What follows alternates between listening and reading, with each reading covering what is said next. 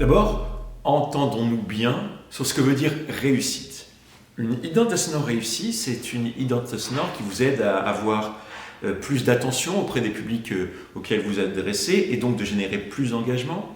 C'est une identité sonore qui va vous aider à être plus clair, plus clairement compris par les publics à qui vous vous adressez. C'est une identité sonore qui va vous permettre d'aborder l'ensemble des points de contact de votre communication en assurant à la fois de la flexibilité et de la cohérence. Il y a beaucoup de points qui permettent de dire ce qu'est une bonne identité sonore.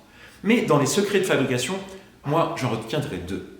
Je pense que l'élément le plus contributeur à la création d'une identité sonore réussie, c'est de savoir intégrer dans la création elle-même une part d'inattendu, une part de surprise, voire un peu de poil à gratter pour que finalement les premières écoutes de cette identité sonore-là suscitent une attention particulière. Quand on rentre dans un marché, quand on arrive avec un élément nouveau, si l'élément n'est pas capable de susciter de l'attention, il va très vite disparaître.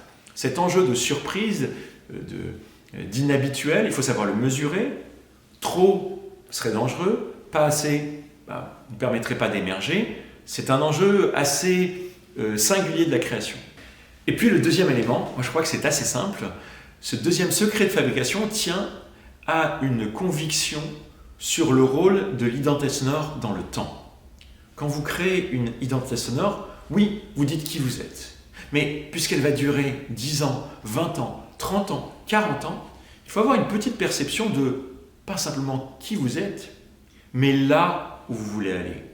Comment vous voulez être perçu dans l'évolution que vous projetez de votre identité, de la façon dont vous projetez vos relations avec les gens. Le secret d'une identité sonore de ce point de vue-là, c'est de ne pas se contenter de ce qu'on est ou de ce qu'on a été, mais de ce qu'on veut être dans le futur. Ça, créativement parlant, ça a d'énormes conséquences.